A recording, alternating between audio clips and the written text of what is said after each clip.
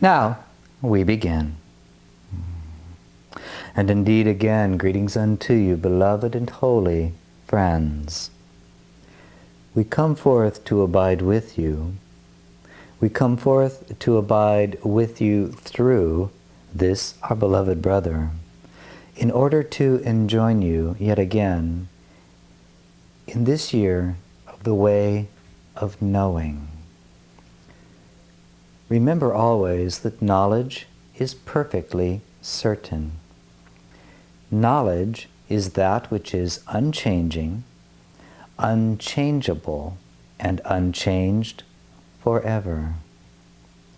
Knowledge is reality, and reality is love. Knowledge is the essence of your being.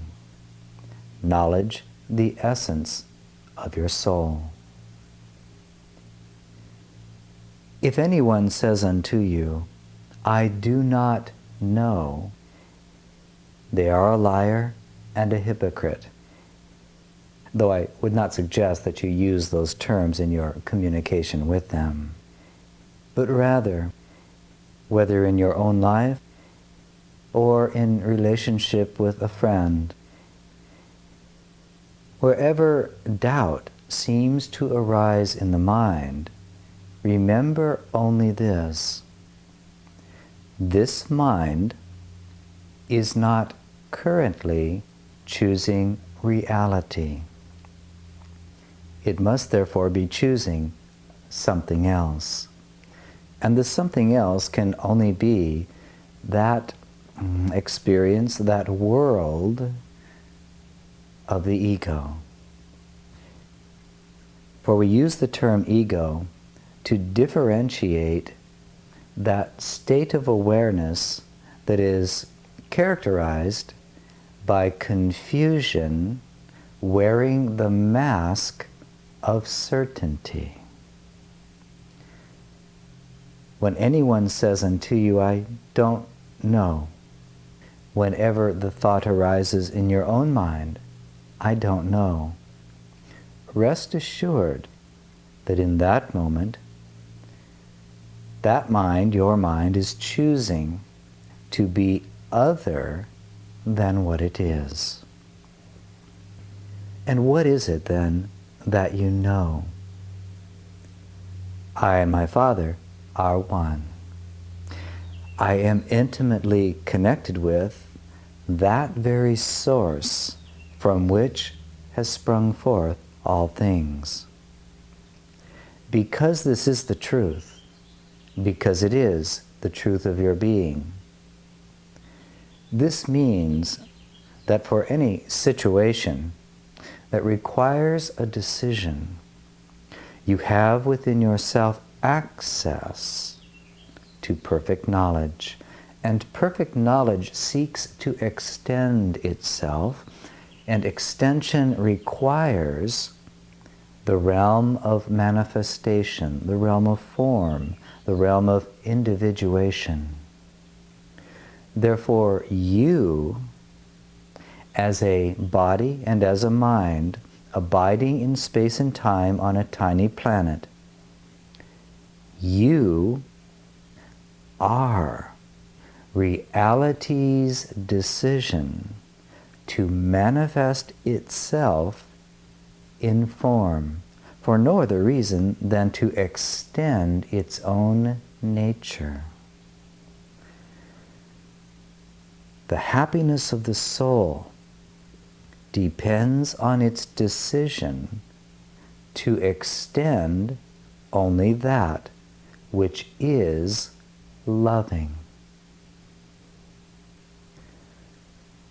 Because you are the manifestation of reality itself, of knowledge itself, of love itself, it must mean that in any given moment, there is within you a part of the mind that yet remains free from the ego's authority.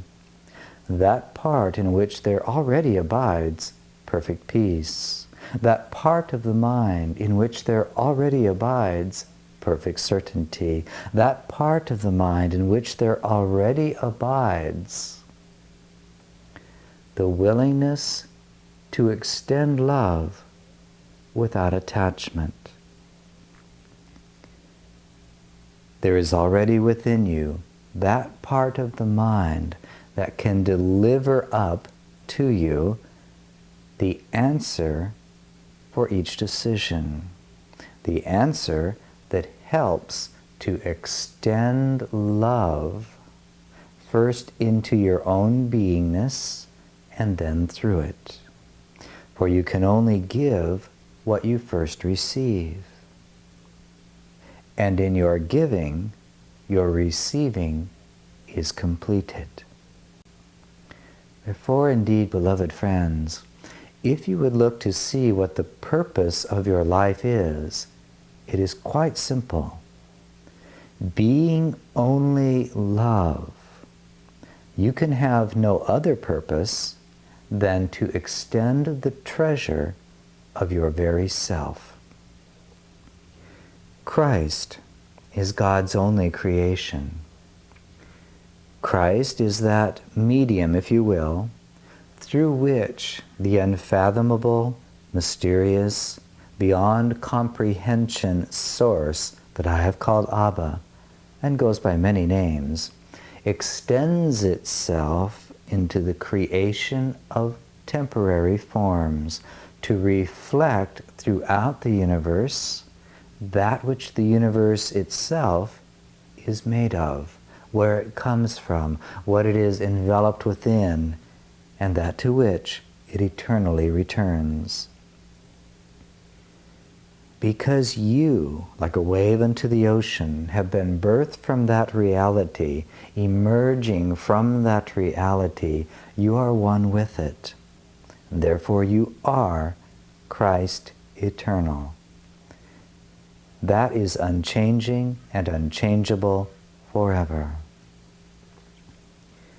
Within you then, even in this very moment, there abides a part of the mind that already knows the truth that sets all things free. That part of the mind can be accessed at any time by anyone under any condition. It does not require years of cultivation, although in the field of time it can appear that you're getting better and better at it simply because you're enjoying it more and more and giving value to the fear-based egoic ways of arriving at decisions less and less. That part of the mind is like an empty and open channel. Nothing can obscure its purity. Nothing. Nothing you have ever done, nothing you've ever thought, nothing you've ever miscreated obscures the perfect silence, the utter purity of your connection with the source of your being. For love is always connected to itself. What does this mean then? First, anyone who truly enjoins the way of knowing must make a decision to accept the atonement for themselves. I am one with my Creator now. I choose to fulfill my purpose by extending only the reflection of myself, and I am but love.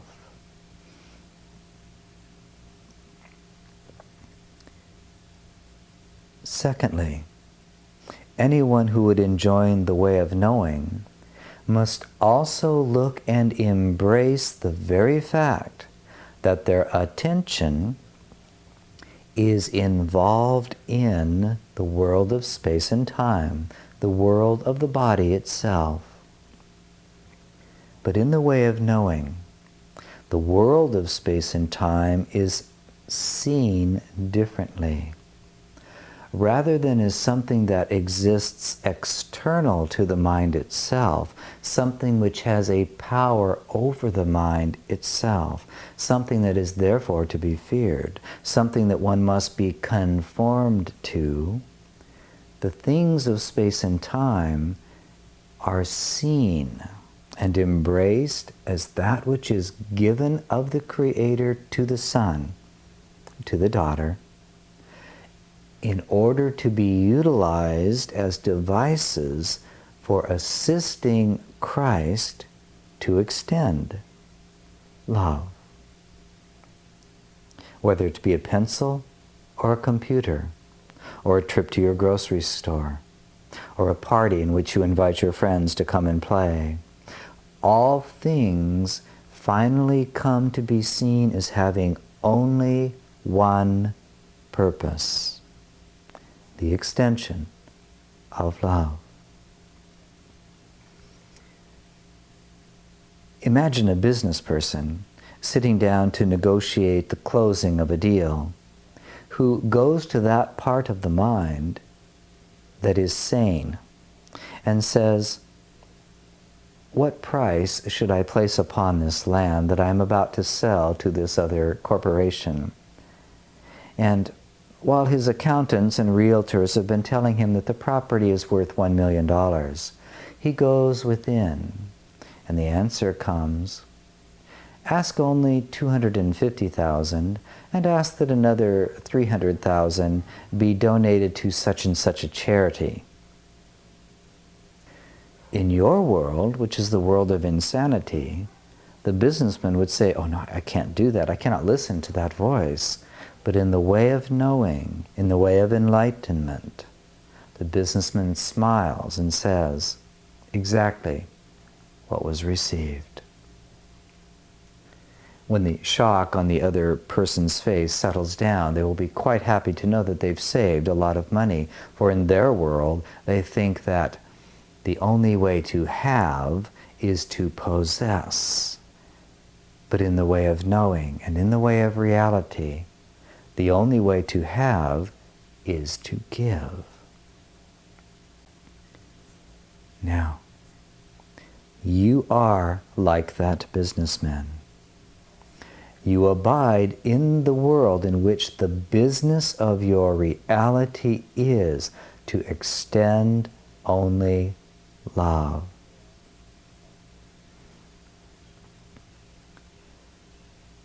Be you therefore not afraid of the world, for the world of space and time, when seen through the eyes of the enlightened soul that accepts its oneness with God, the world of space and time is perfectly benign and has no purpose whatsoever except to serve Christ in the extension of love.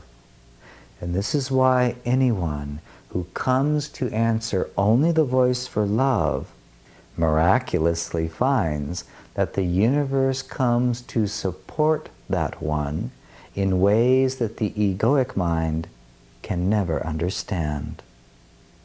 Miracles do occur as creation flows from a mind unencumbered with the pressures of trying to make life go the way it thinks it needs it to go. And here we begin to touch upon the essence of my teaching. I need do nothing. This is not a passive state, by the way, of just accepting the fact that I need to do nothing and I'll just show up and follow my impulses and not think too deeply or wonder what I'm doing. I really don't need to do anything since none of it matters. That's not it at all. It means quite actively to learn and master the art. You do need to do nothing. To find that spaciousness within you in which you are willing to allow that channel within you that is eternally connected to your source to be the vehicle through which you receive your guidance, in the pure recognition that you have no purpose save the extension of love. It is not your purpose to survive as a body-mind. It is not your purpose to keep the same house you've had for the last 20 years. It is not your purpose to be in relationship with this person or that person for the entirety of the life of the body-mind. It is not your purpose to accomplish great things. It is not your purpose to be wealthy. It is not your purpose to do anything except be that conduit through which love extends itself. As you come truly to allow love to be your greatest beloved, as you set aside all other idols, the need to hold on to the house, the need to have certain dollars in the bank, the need to have certain people in your life, as you come to see that all of that is part of the world of illusion, as you come to love love, you will have come to love yourself, for you are love, and only this. And as you come to love love as your beloved, more and more you will discover that you are guided on a path of miracles in which more power, if you will, seems to be getting extended through you. You'll begin to witness that the universe seems to support you more and more in ways that you could have never imagined. Out of that you might indeed see the life of the body-mind changing, the car you drive, the home you live in, the quality of the beings that come into your life. And yet you will be unattached to these things, for you will not see them as ends in themselves, but merely as the proof that the great wisdom of love that underlies all things is connecting you to new forms, new contexts, because it knows that now it can flow through you more powerfully, more certainly, more maturely, more wisely. Therefore, seek not to improve your life by adding even 1 cubit unto your stature, but rather seek to improve your life by realizing your nature as love. How do you do that? By recognizing that in each moment you are in the right place at the right time, and this is the moment in which love can be remembered, can be restored, and can be extended.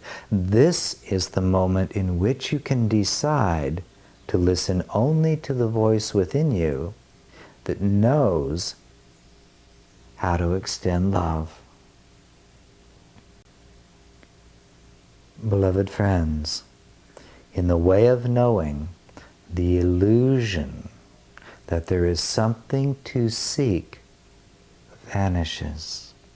In the way of knowing, the mind is liberated from the misperception that there's something wrong going on in the world.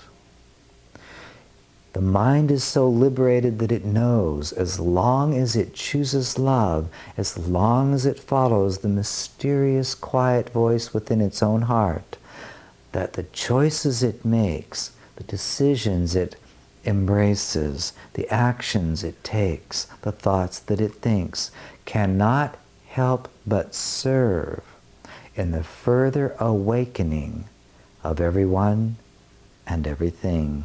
So perfect is the love that embraces the whole of creation. God. You have heard me say to you, therefore, many times, that wherever you know a fearful thought, it can only mean that you are not thinking rightly. That is, you are not thinking with the mind of God. And God is but love. If $1 million were to come to you one of your days, as Christ, you would say, this must be the perfect experience for me now. How can I extend love in this moment? And if in the next day your wallet is perfectly empty, the enlightened mind of Christ says, this must be the perfect event for me to be experiencing now.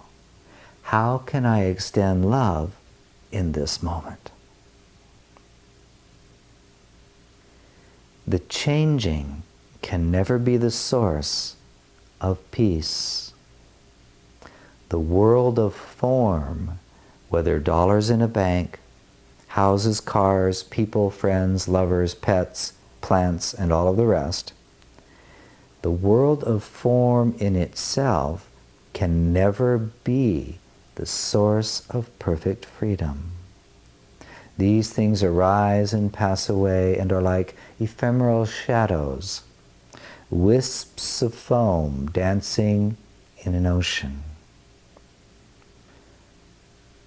When the mind becomes identified with the form, that mind suffers. When the mind is liberated from attachment to form, it is free, for it is identified only with content, or simply the reality of love. In any given moment, you have the power within you to experience the reality of love, unobstructed, unmediated, now. Without need of magical means, without need for the universe to arrange itself in any certain way whatsoever, in any given condition, you have within yourself the power to decide to literally feel and experience love. Love, then, or the experience of it, is a decision. It is not something earned, and it is not something created. It is that which is eternally present now, as the very identity of your being, the very life of your being, the existence of your being. Once I said to this, my beloved brother, merely stand with arms outstretched and palms up. Open the heart deeply and ask whatsoever you will, and it shall be given you. But ask as the awakened Christ, asking from that place that knows only love is real. Therefore, take just a moment right now, stand from wherever you are, and take your arms outstretched with palms turned heavenward. Think about your own heart for just a moment and simply ask to feel and know the reality of love's presence. Breathe it into your heart. Open the cells of the body, open the mind, and simply receive what is available.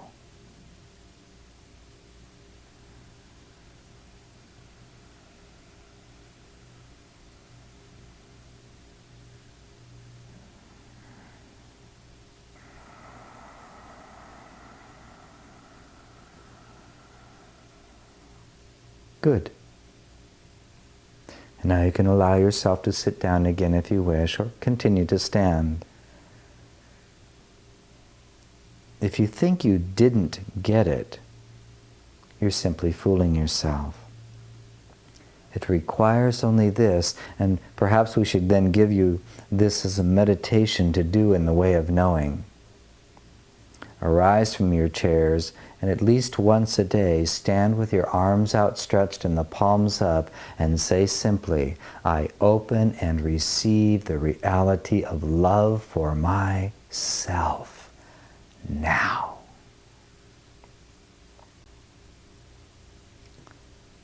You see, self-love is the pathway to perfect peace. Self-love opens all the doors. Self-love dissolves every illusion. I'm not speaking of love for the illusions of the egoic mind with which you have become identified. I'm not saying that you should say, I love myself because I now have X amount of dollars in the bank. I love myself because I have a wonderful husband or wife. I love myself because I have a great dog. No. I love myself, the self that is beyond time, and that is that self from which even the body has emerged. Whenever you are in doubt, whenever your energy seems to have dropped, try a dose of celebrating. A simple dose of celebrating that you are in a perfect universe, you abide as love, and the very fact that you have a body that is emerged out of consciousness in order to be used to extend only love is pretty miraculous. And you are free to celebrate that simple, essential truth in any moment. Then ask, great, who can I extend love to now? How can I experience love now? It's all much simpler than you think. In the way of knowing, there is knowing. If that statement seems puzzling to you, contemplate it as a meditation. In the way of knowing, there is knowing. There is no more powerful state of consciousness to act from than the state of knowing. For indeed, beloved friends, if you truly accepted yourself as Christ, you would know that you cannot fail. And if you cannot fail, what would you do with your time? If you knew you could not possibly fail, that the universe will support you completely at all times as you choose only to act, to do, to think in a way that extends love. Would you be living where you're currently living? Would you be doing with your time what you're currently doing? Many of you, because you think you must survive first in order to find a way to teach only love. In the way of knowing, the Christ mind recognizes it has no purpose whatsoever except to extend love.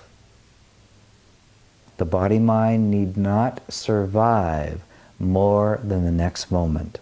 If in that next moment you have extended love and your guidance is time to be beamed up.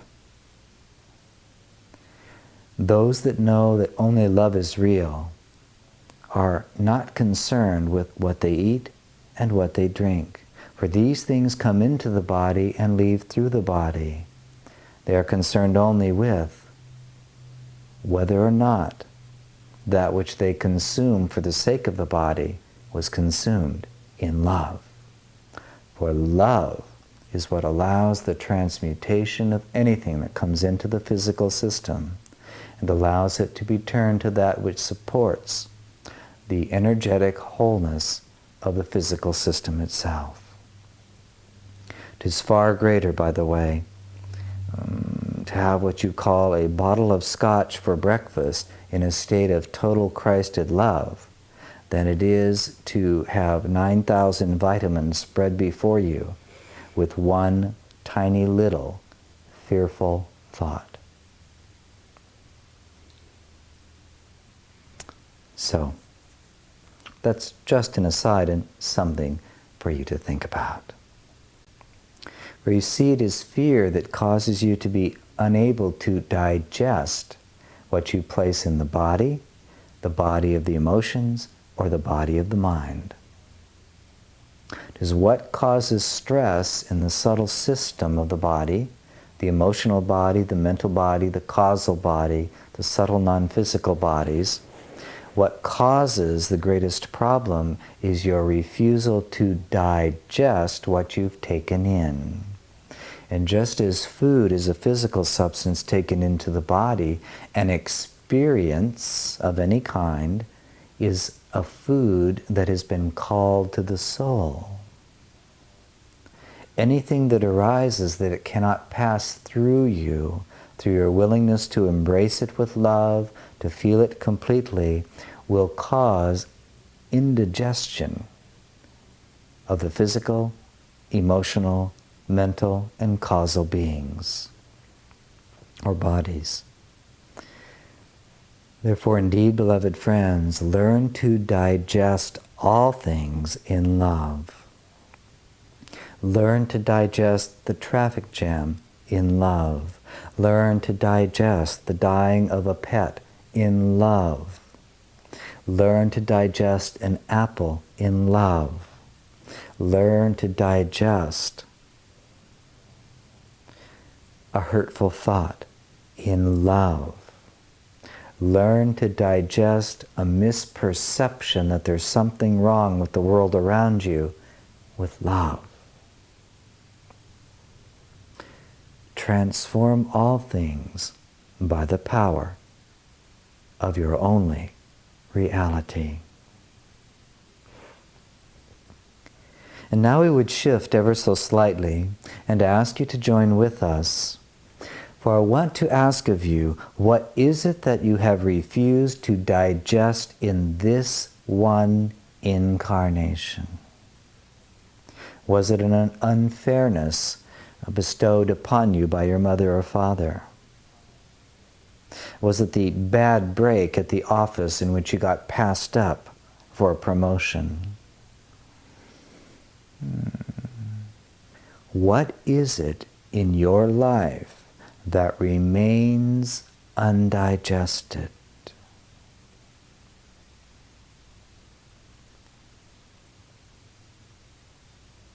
There. Something has come into the mind. Trust it. Stay with that one thought, that one picture, that one memory. For it has arisen in the conscious mind to be healed and transformed now. Bring your attention to it in this very moment. Look upon it, breathe with the body, and say simply within the mind, I choose now to fully digest this by bringing love to it, by actually loving the event just as it was, loving the picture, the memory, the thought, just as it is.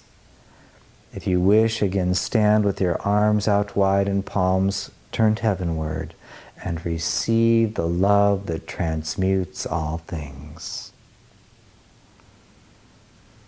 Breathe that love, feel that love in and through that picture, that memory, that feeling, whatever it is that's occurring for you, until it literally dissolves. And if you don't feel that happening even in your body, there's a part of you that's resisting letting go of what has been undigested. And if that is the case, you need to ask yourself, why do I need to uphold my illusory perception about this event? What in me is committed to withholding my love?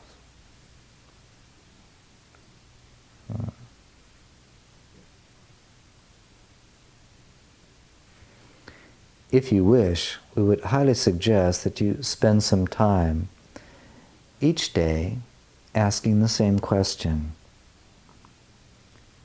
What is it that I've not been willing to digest about this life and about this world?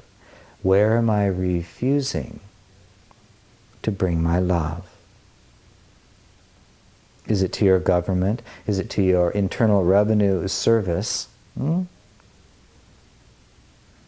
Is it to the mate? Is it to the children, to the pet, to the school system? What is it that you have refused to bring your love to? For you see, the greatest joy in life is to be the lover of life. For as you love, you experience love. Therefore, do unto others what you would have done unto yourself. And is that not to be loved?